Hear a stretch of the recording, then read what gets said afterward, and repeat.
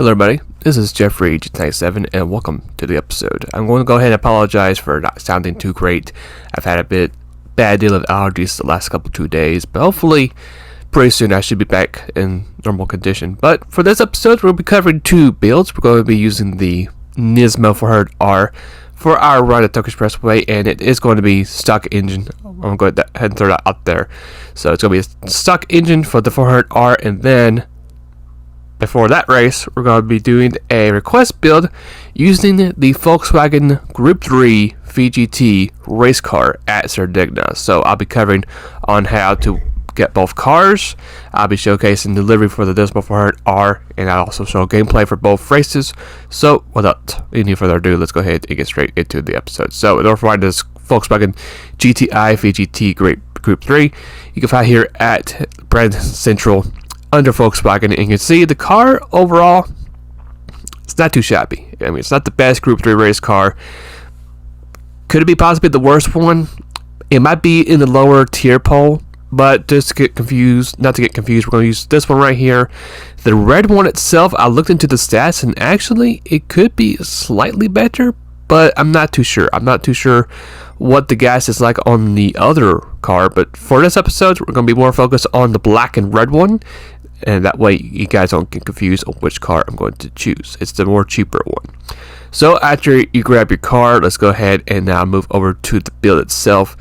You can see we got ourselves racing medium tires, fully customized suspension. If you guys want to go ahead and pause the episode and just make sure you just copy the numbers down, you're welcome to do that. But since our car is nowhere near hitting the 100 point limit, you can basically throw anything into this car and not have to sacrifice any downforce or sacrifice any speed or power just to make it into the race. You can actually just put every single thing you can on this car and let that be that.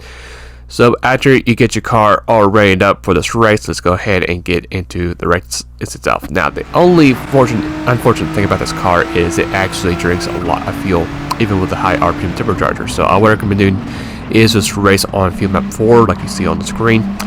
This car, not too shabby.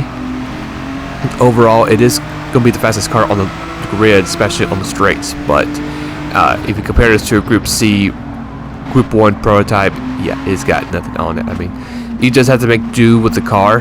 The car itself isn't too bad either. Maybe a little snap oversteer in the back of the car, but as long as you just pace yourself in this race, and if you're able to out pit the rest of the field with the pit strategy, you should be in good shape. But as we slowly crawl our way to the field, we're already in the top 15. We'll get a nice run on the Honda, making us 14th place. So like I mentioned before, the speed is there for the car.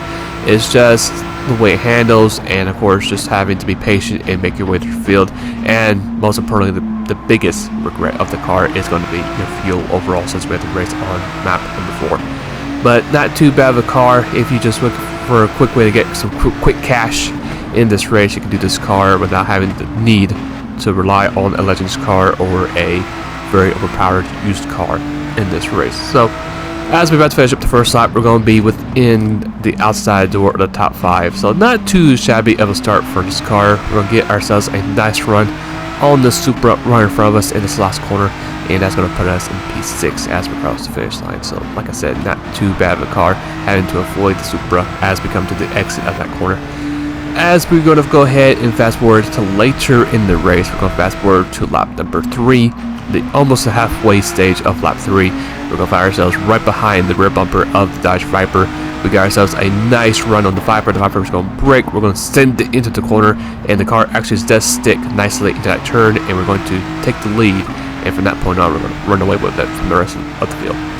Lap number 5 is going to be our first scheduled pit stop. As you can see, we got ourselves 0.5 laps remaining on fuel, so we're going to comfortably go in pit road, get ourselves a new set of medium tires, and while we're at it, we're going to refill the car all the way to 100% on fuel. So that's going to be the end for stint number 1 for our pit stop. So usually if you pit around every 5 laps, you should be in good shape compared to the rest of the field. I know some drivers, they pit on lap 4, some pit on lap 5 and 6, etc., etc.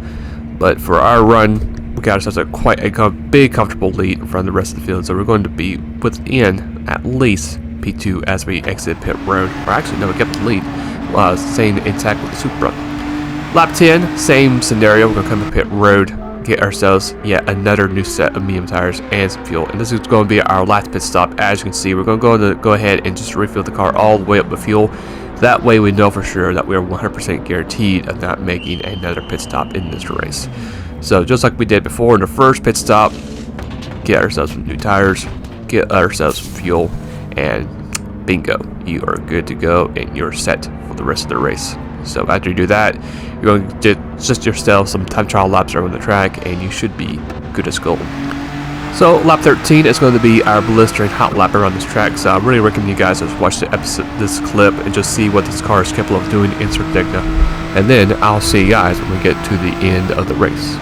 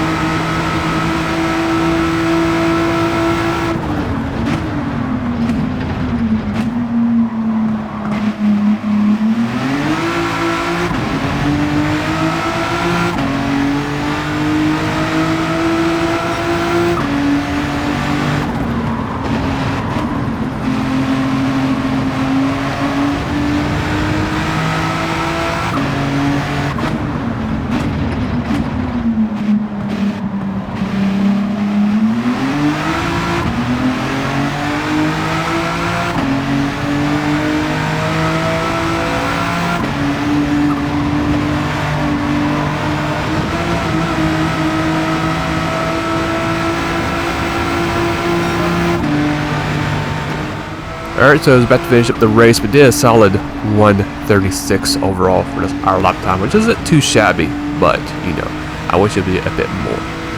Finished up the race at a very smooth 26:01 for our total time, and trust me, there are plenty of cars, especially the Group C prototypes, can easily beat that. But if you're more of a fan of Sardegna and look for different cars to grind on that particular track, then there you go. There's your car you can just use. Got ourselves that sweet clean race bonus, and that's going to be it for our first race of the episode. So let's go ahead now and switch gears to our 400R build, starting off on the question, where could you find this car? Well, that is a good question. Just in case if you're new to the game, this car, you can find it at the Legends Car dealership. So let's go ahead and swing on by there right now. And as you guys can see, we got a full list of all kinds of this incredible machinery. But here it is right here. It's going to be the 95 Nismo 400R. It's going to cost you at 1.6 million credits. Now, if you do miss the chance to gain this car, don't worry, the next time it will show up, it'll be slightly cheaper. How cheaper, I'm not too sure, but those are the stats to the far right if you want to check out and you're curious to see what this car has in its stat system. There you go. This car is a decent pick for 600 pp races, but this car could also be a threat for the 700 pp race as well at Le Mans. So that's how you get the car. Now if you're curious on what the parts I have for this car, here's the livery. Just search Rockstar and you should be able to easily find this. Here's the rims I got for this car. It's going to be Super Rugged. Just copy the rims information and that's going to be it for the wheels. Moving now to the custom parts, we're going to do this in a nutshell. Front bumper is going to be type B. The side is going to be type B as well. The rear, type B. And finishing up, we got ourselves the wing, set the custom wing set. And what I recommend doing is also adding rotation type C if you want to the car, and that's going to be it for your parts from car customization. So here is the full build itself for the car. If you want to go ahead and just pause the episode like it did with the Sardegna build, you can. But there's nothing really too much going on here. We got ourselves our trusty Sport Hard tires. We got ourselves fully customized diff. we went ahead and just changed a couple numbers on the differential. The torque victory system is 2575. Downforce, we got the front at 70 at the lowest number. The rear, 360 at the max. ECU is 100% with the control computer. 84 for the power restrictor. Customized manual transmission at 330 top speed. No need to adjust it at all, just keep it at 330. Racing intercooler, racing intake and exhaust categories, racing brake pads and brakes, and racing collector flywheel, and basically every part you can get your hands on in the tuning shop is what you'll need as well, and that's going to be it for the car. So the car itself may not be the best for acceleration, but this build is mainly built for two purposes. One, make sure the car will handle decently well, and then two, this car build is going to be more focused on a non-stop run, which means that we are going to do our best to do this race without making a pit stop. And it is possible for this car to do it because this car has really good fuel mileage. So as we get the first turn, as you may notice, we're about further back than we're accustomed to. We just now cracked into the top 10. Usually at this point we're actually looking into the top 5, but with this particular car of how we have it set up, not really the fastest car on the grid, but you know, not really much to complain about. Our main focus is, of course, making this race work without making a pit stop. So we're not too more focused on going through the field very quickly and make ourselves the race leader as quick as possible. This is a very highly build that you have to really be thinking about of when to make your moves and when to shift, when to brake, and all that stuff. But as we make our halfway through the first lap, we actually are getting close to where we're accustomed to, looking into the top 5 as we get ourselves some very smooth corners in this car. Like I said, I really try my best to keep this car as smooth as possible. And with this being an all-wheel drive car, usually all-wheel drives tend to have the tendency to have a bit of understeer. So I did my best this time around to make sure this car actually did have some handling purposes. And you know, the car very smooth. May not be quick on the straights like I wish it would be, or on the acceleration as fast as I wish it would be, but when you come to think about the racing brakes on the car and the handling, you can just see how much time we just gained on that hairpin.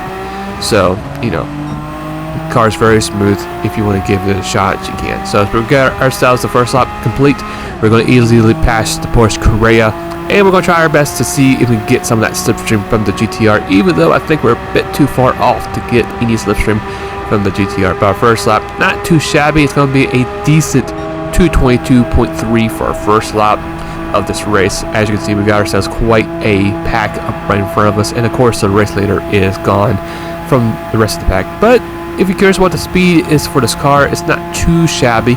We're going to find ourselves within the high 180s potentially later in the race, so we're going to crack into about 187 before we get into brakes. We probably could have braked a bit later, considering we do have racing brakes in this car, so the car should stop pretty easily. We're going to find ourselves right behind the rear wing of the 98 Impreza. We get a little bit tight, but thankfully we kept the car out of the wall, get ourselves a good run, and as we enter in Sector 2, which is of course my personal favorite sector in this track, to gain a lot of spots in these upcoming turns. As the AI take the strange line, we're going to send it to the far left. We're going to be side by side, almost making contact with the Impreza. We're going to find ourselves right behind the clutches of the GTR, and they're going to send it into this overpass right here, get ourselves P4, and then next thing you know, we're going to be right behind the RX-7 rear mirror, get ourselves a good momentum passing the RX-7 rear mirror, and we're going to find ourselves right behind the Supra. We're going to wait patiently. We're going to be side by side. We have the more preferred line. Supra goes a bit wide, makes some contact with the wall, and we get ourselves P2 right about the halfway mark of lap 2. Fast forward now to lap 4, and as we're about almost the same direct area as we made the pass on the Supra, we're going to make a good run at the Honda SX, get ourselves good momentum. We're going to go for this hole right here, get ourselves the preferred racing line, and get ourselves the race leader right about halfway mark of lap 4. Now let's enter in phase 2 of this race. So as we begin lap 5, what I'm going to do here is go ahead and adjust my map to number 3, and we're going to basically stick on this map the rest of the racers. And I really didn't change anything in my rhythm. I didn't short shift or didn't try to change anything in my driver behavior in the rest of this race. As we finish up the race, we got ourselves 0.4 laps remaining as we go through the last checkpoint. So we do have enough fuel to make it the rest of the race, and this was a very smooth build. Even though the lap times were not as quick as I'm accustomed to, doing a lot of 210s, 211s, the car still felt very smooth to drive, and it did a very great job of saving fuel. So it's going to be a 26.26 for our total time for the 400R GTR, which I think is actually my personal best now for this car, especially for the stock engine. So not too shabby of a build for it to be a non-stop car. So pretty cool overall. 210.2 was our fast lap on about 3. I do apologize for not showing that hot lap, but you know, very smooth car. If you have it, I highly suggest having it in your garage. Got ourselves that standard bonus, and that's going to be it for the episode. So here's a quick sneak peek of the next episode. And for our first part of the episode, we're going to be talking about a car that I had a request made in GTplanet.com. It's going to be using the Toyota MR2 GTS at Tokyo Expressway with the engine swap. So in that episode, I'll be covering on how to get the car, delivery, and of course I'll be talking about the swap on how to either buy one or get one in the game. And this car, with this new build I have for it, it's cooking really nice. I mean, it's really good. So I cannot wait to show you guys the new and improved build for this car. And it's going to be very magical and very nostalgic, because usually in Gran Turismo 4, when I had the game, this was the car I'll always keep my eye on, because that was basically my favorite car to start in that game in Gran Turismo 4. And after we talk about the MR2 GTS, with its swap, we're going to switch gears and be at Tokyo still, but this time I'll be using the car that you can easily get. It's going to be the McLaren 650S, and I've done this car back a long time ago.